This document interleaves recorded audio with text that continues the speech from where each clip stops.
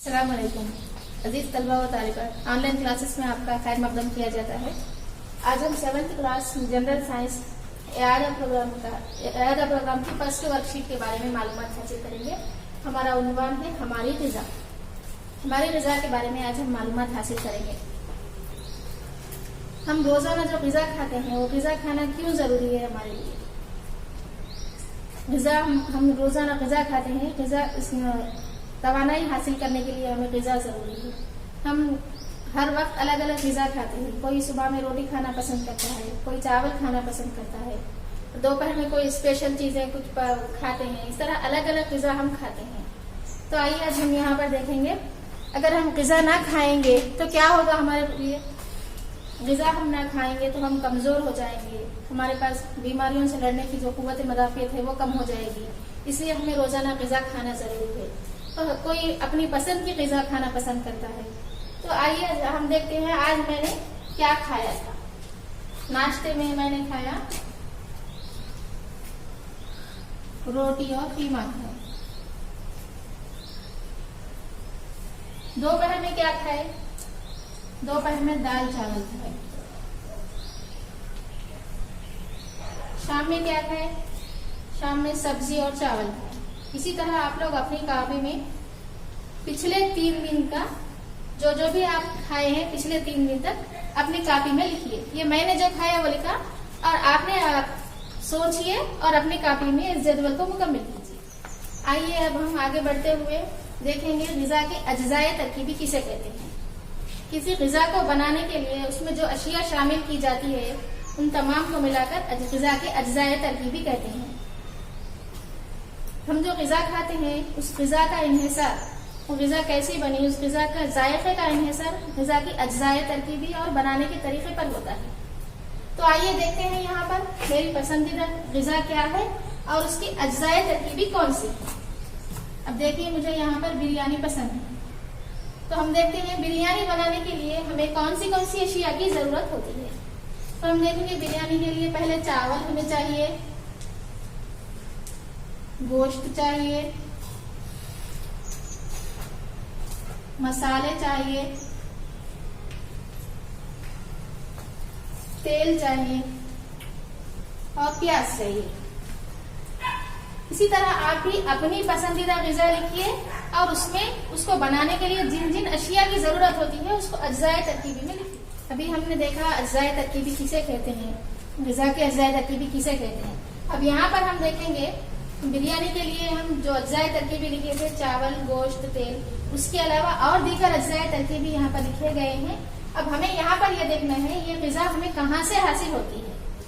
आया ये पौधों से हासिल होती है या जानवरों से हासिल होती है या दीगर तरीके से हासिल होती है। अगर ये अज्जाए तरकीबी में हमें पौधों से हासिल हो रही तो प्लांट यानी पी डालेंगे। अगर एनिमल या जानवर से हासिल हो रही है तो ए डालेंगे। और ऐसी अज्जाए तरकीबी ऐसी चीज जो ना पौधों से हासिल हो रही ना जानवर से हासिल हो रही तो ऐसी चीज को ओ डालेंगे यानी अदर दूसरे तरीके से हासिल हो रही। हम यहाँ पर देखेंगे, यहाँ पर चावल है। बिरयानी के लिए हम लिए चावल। चावल हमें किससे हासिल होते हैं, चावल के लिए खेत में फसल उगाई जाती है। फसल यानी चावल दरख्तों को पौधों को लगते हैं यानी प्लांट से, पौधों से हासिल होते हैं चावल, इसलिए यहाँ पर पी लिखे। अब यहाँ पर देखिए गोश्त। गोश्त हमें किससे हासिल होता है, पौधों से तो हासिल नहीं होता, गोश्त यानी जानवर से हासिल होता है, इसीलिए इसको एनिमल में यानी ए लिखिए। अब देखेंगे यहाँ पर तेल है। तेल ना तो पौधों से हासिल होता है ना ही जानवर से हासिल होता है, तो इसीलिए ना पी होगा ना ए होगा, बल्कि दूसरे तरीके से अदर दीगर में डालेंगे। इसी तरह और भी अशिया यहाँ पर दिए गए हैं, ये किससे हासिल हो रहे हैं। अगर पौधे से हासिल हो रहे हैं तो पी डालना है, जानवर से हासिल हो रहे हैं तो ए डालना है। अगर ये दोनों में भी उनका शुमार ना हो तो ओ लिखिए। अब ये अज्जाए तरकीबी अगर पौधे से हासिल हो रहा प्लांट से तो पी लिखिए, अगर जानवर से हासिल हो रहा है एनिमल से तो ए लिखिए। अगर पौधे और जानवर से हासिल ना हो ऐसी सूरत में दीगर यानी अदर ओ लिखिए। आइए अब हम देखते हैं अज्जाए तरकीबी में ऐसे पौधों के ऐसे जिन हिस्सों को हम बतौर ग़िज़ा इस्तेमाल करते हैं उनकी मिसालों को लिखना है। यहाँ पर पौधे का हिस्सा यानी पौधे की जड़ जो है उसमें ग़िज़ा के तौर पर हम कौन से इस्तेमाल करते हैं, अपना सोचना है हमें। पौधे के जड़ को हम कौन सी ऐसी ग़िज़ा है जो पौधे की जड़ होती है और हम ग़िज़ा के तौर पर इस्तेमाल करते हैं। देखेंगे हम यहाँ पर पौधे की जड़ यानी गाजर होगा। गाजर पौधे की जड़ है और उसे हम ग़िज़ा के तौर पर इस्तेमाल करते हैं। और कौन सी चीज हो सकती है जड़ की शक्ल में जो हम खाते हैं? रतालू होगा। और सोचिए आप लोग, सोचकर इसमें दूसरी जगह पर लिखिए। अब देखिए पौधे का हिस्सा तना है।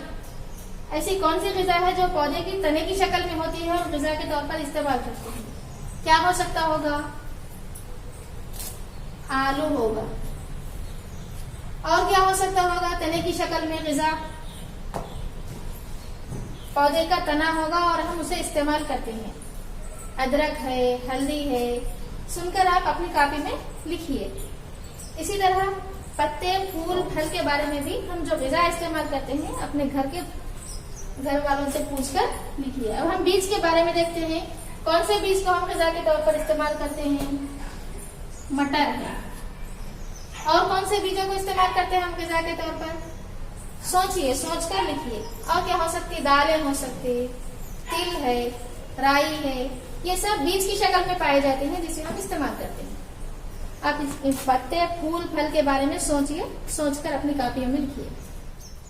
आइए अब हम आगे बढ़ते हुए देखेंगे हम जो ग़िज़ा खाते हैं उस ग़िज़ा को किस तरह तैयार किया जाता है। हम चावल खाते हैं, चावल को किस तरह बनाया जाता है? चावल को उबाल कर पकाया जाता है। तो यहाँ पर हम लिखेंगे चावल के आगे उबाल कर। उसी तरह यहाँ पर इडली दिया गया। इडली किस तरह पकाते हैं? इडली को भाप में रखकर पकाते हैं, भाप देकर पकाया जाता है। वड़ा किस तरह बनाया जाता है? गहरा तल के बनाया जाता है। इसी तरह और दीगर अशिया यहाँ पर दिए गए हैं। अपने वालिदैन से पूछकर, बड़े भाइयों से पूछकर, बड़े भाई बहनों से पूछकर अपनी कॉपी में लिखिए। आज जो भी आपको यहाँ पर पढ़ाया गया है ये तमाम वर्क को अपनी कॉपियों में मुकम्मल कीजिए और आपको जो किताबें दी गई हैं उन किताबों को निकालिए, सबक को अच्छी तरह से पढ़िए, ज़हन नशीन कीजिए और किताब में भी ये जो जदवल दिए गए हैं किताब में भी इसको मुकम्मल कीजिए। इंशाल्लाह आइंदा क्लास में फिर मुलाकात होगी।